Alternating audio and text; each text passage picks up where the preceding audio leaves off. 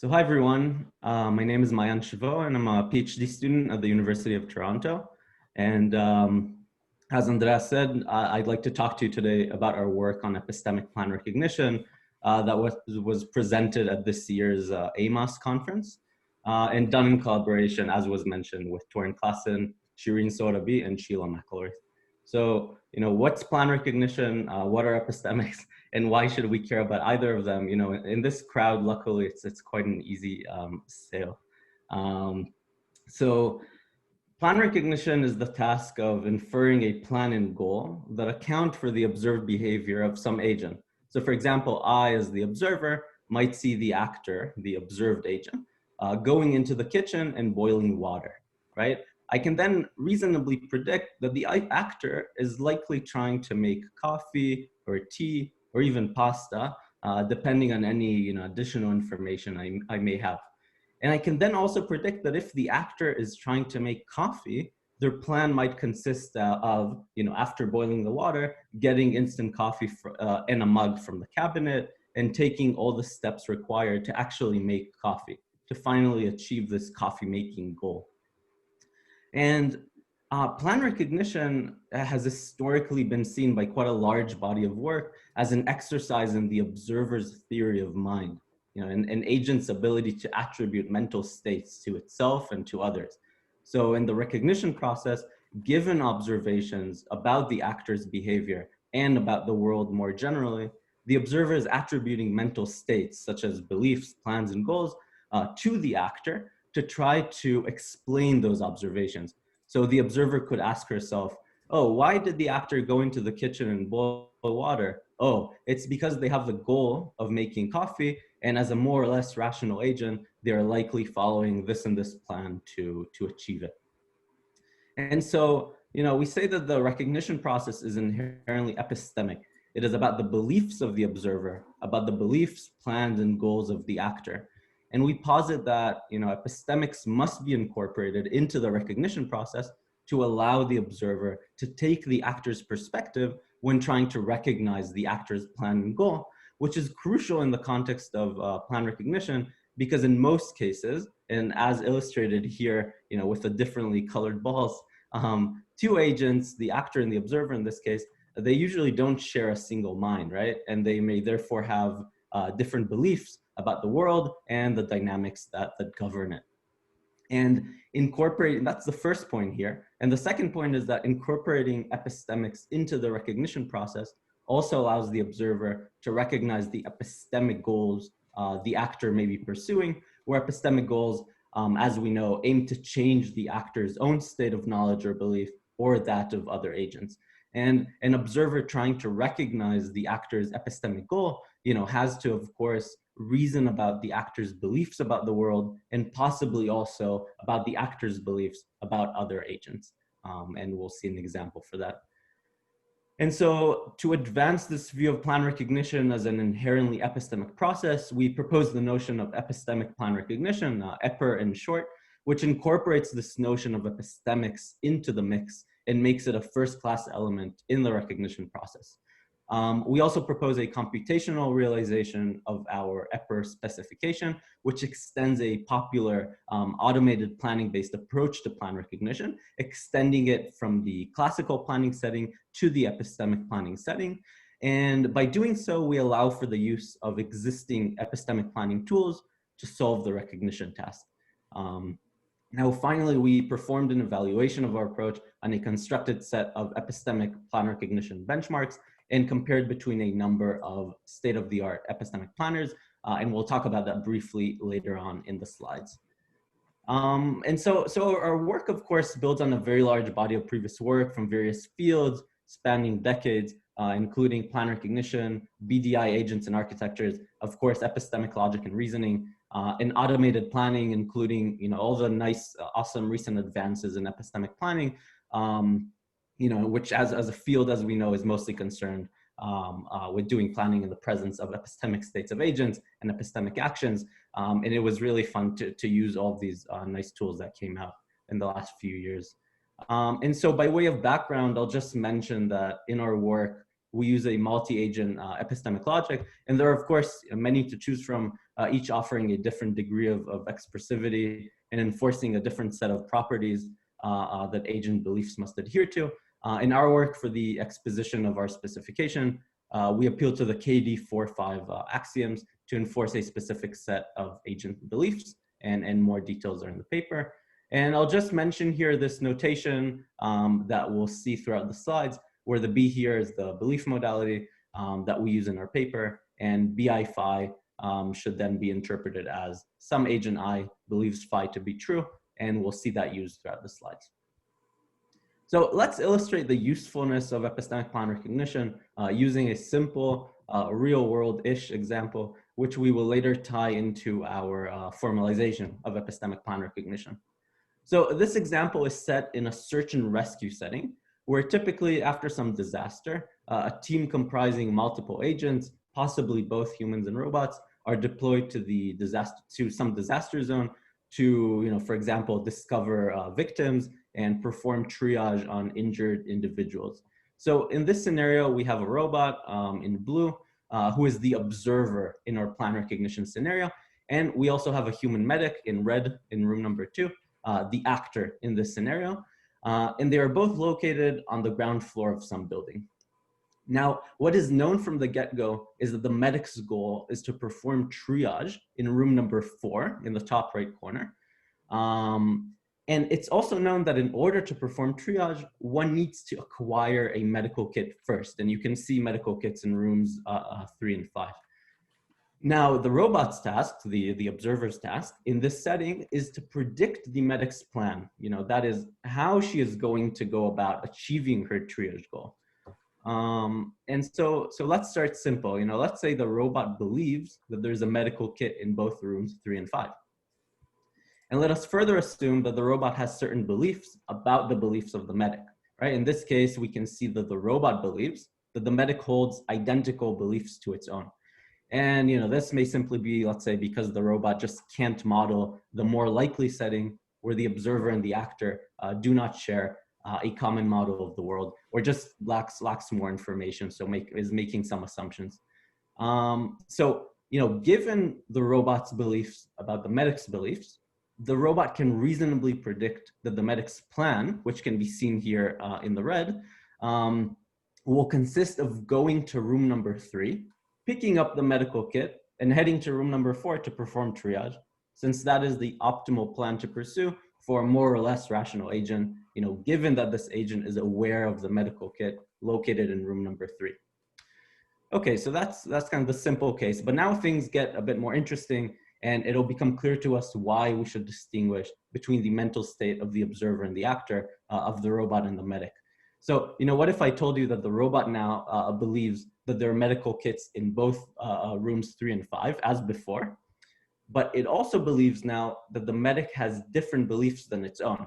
Specifically, as can be seen in the thought bubble here, and the corresponding formulae below, the robot in this case believes that the medic is not aware that there's a medical kit in room number 3 and is only aware of the medical kit in room number 5. And as I said, it's also formalized here below using the belief modality. And so, in this case, given the beliefs held by the robot about the beliefs of the medic, the robot will likely predict that the medic will head to room number 5 and then head all the way back to perform triage in room number 4, as can be seen here with the red plan. And this plan is, of course, highly suboptimal from the observer's perspective, given its beliefs about the medical kit in room number 3. However, the robot can reason that this plan is in fact optimal from the perspective of the medic, since she, as I said, she's not aware of the medical kit located in room number 3. And an assistive agent in this case could help the medic achieve her goal more optimally by, let's say, providing her with information about the medical kit in room number 3 and saving her precious time. And while in this work we focus solely on the recognition task, this is illustrative of the importance of performing recognition and doing so in a purposeful manner, such as to assist the actor with performing her goals. Good, so we'll get back to this example, but now let's talk about our specification of epistemic plan recognition, which can facilitate all of the important ideas we saw illustrated in our example. So our specification builds on a multi-agent epistemic planning framework. And you'll notice, of course, that the epistemic plan recognition problem indeed looks like a planning problem with some of the usual suspects present here. Sorry, and I'll quickly go over the components of the tuple that we see here. So first we have P, which encodes the set of atoms. And next, instead of a single goal state that is typical in a planning problem, we have calligraphic G here that encodes the set of possible goals that the actor may be pursuing. And this is very typical in the plan recognition literature, where you often find this finite set of hypotheses, possibly pruned by some domain knowledge one may have. Next, we have O, which is the given sequence of observations that can encode both the observed actions of the actor as well as observed properties of the state of the world. Another important component of plan recognition, of course. And the multi-agent epistemic planning framework upon which our definition builds, importantly allows us to reason about the possibly disparate beliefs of the observer and the actor, who are represented as two agents in the set of agents AG. Now, next, importantly, we have calligraphic I, our knowledge base. And importantly, since reasoning is done from the perspective of the observer, I captures the observer's beliefs about the world and the observer's beliefs about the beliefs of the actor, as we saw in our example, the beliefs of the actor about the state of the world, and even possibly the actor's nested beliefs about the beliefs of other agents. And of course, as we know, the epistemic logic framework we appeal to can easily capture all of this. And remember that the actor and observer may also have different beliefs about the dynamics of the world. And so calligraphic D here captures the observer's beliefs about the actor's beliefs about the actions in the set of actions A. For example, the observer may believe that the actor has a false belief about the effect of some action. And of course, this is important to model since it may affect the observer's prediction about the actor's plan and goal. Next, we define a solution to an epistemic plan recognition problem. And a typical solution to a plan recognition problem usually comprises either the predicted plan or the predicted goal or some probability distribution over a set of goals or plans given the sequence of observations O. And what we do here is include in a solution both a plan component, which should explain or satisfy the given sequence of observations O, and a goal component G. And we decouple the plan component from the goal component G, because in the paper we characterize a number of possible relationships that the goal component and plan component of the solution may have, where the relationship between the two really depends on the beliefs of the actor and of the observer about whether or not the predicted plan pi achieves the goal G. And let's illustrate that. Let's go back to our example and illustrate a possible relationship between the plan component and the goal component when there is a discrepancy between the beliefs of the observer and the actor, the robot and the medic. So in this case, we can see that while the observer believes there is no medical kit in room number 5, it also believes that the medic falsely believes that there is a medical kit in room number 5. And then, when predicting the medic's plan, the observer will predict that the medic will make her way to room number 5, only to be left confused when she doesn't find the medical kit that she believed was there, kind of like poor Lasse in the nice pepper robot demo who couldn't find the red block. I'm referring to the one on Monday. And, in this case, we say in the paper that the medic's plan is ill-formed, of course, from the robot's perspective, because, well, it achieves the goal from the medic's perspective prior to its execution, of course. It does not achieve the goal from the observer's perspective, who believes that the medic will not find the medical kit in room number 5. And again, as an assistive agent, the observer can help the medic by informing her of her false belief or taking actions in the world to help the medic achieve her goal. And this interesting scenario also allows us to talk about the epistemic goals that the actor may have. So after finding no medical kit in room number 5, the medic can make it her goal to find out where she might find other medical kits. For example, she could make it her goal to know whether there's a medical kit in room number 8, and she could go about doing that by communicating with her other teammates if possible, researching the different rooms herself. And in order to recognize that the medic has such an epistemic goal, the observer must be able to reason about her beliefs, as argued earlier. We've talked about our general account of epistemic plan recognition and seen an illustration of its features and usefulness. And now let's talk very briefly about a possible approach to computationally realize our approach in practice. Specifically, in order to realize our approach, we extend a popular automated planning-based approach to plan recognition, namely plan recognition as planning. We extend it from the classical planning setting to the epistemic planning setting. In a nutshell, we transform the epistemic plan recognition problem to an epistemic planning problem by forcing an epistemic planner to explain the sequence of observations given to us, O in our EPIR tuple. More details are in the paper, but the important thing to note is that this approach allows us to use off-the-shelf epistemic planning tools to solve the recognition task. And so, I'm getting to the end here. To evaluate our computational approach, we compared between 3 state-of-the-art epistemic planners listed here, which we let loose on a constructed set of epistemic plan recognition benchmarks, some of which are based on the search and rescue scenario we've seen throughout the talk, while others were adapted from a number of epistemic planning benchmarks where the actor is trying to achieve some epistemic goal, such as communicating some piece of information to other agents, or let's say controlling the spread of that information to only those agents that should be exposed to that information.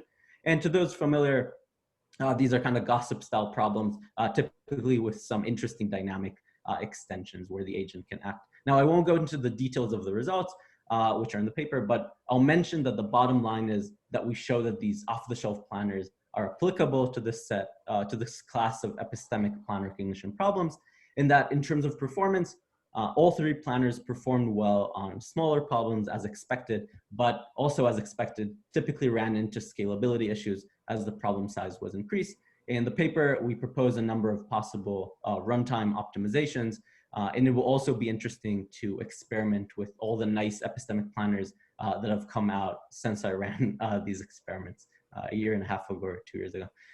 Finally, remember that the observer's predictions are only as good as its beliefs about the world and about the actor more specifically. So we wanted to see what happens when the observer does not have accurate beliefs about the beliefs of the actor. Specifically, we checked what happens to the recognition accuracy. And spoiler alert, the accuracy drops, as you might expect, when the observer's beliefs about the beliefs of the actor are inaccurate. Think of the robot in our example. Let's say it believes that the medic is not aware of some medical kit, but in reality, she is aware of it. Then the robot's predicted plan might be completely wrong. And we formalize this notion of the adequacy of the observer's beliefs in the paper, which discusses when the observer's beliefs are good enough to robustly predict the actor's plan and goal.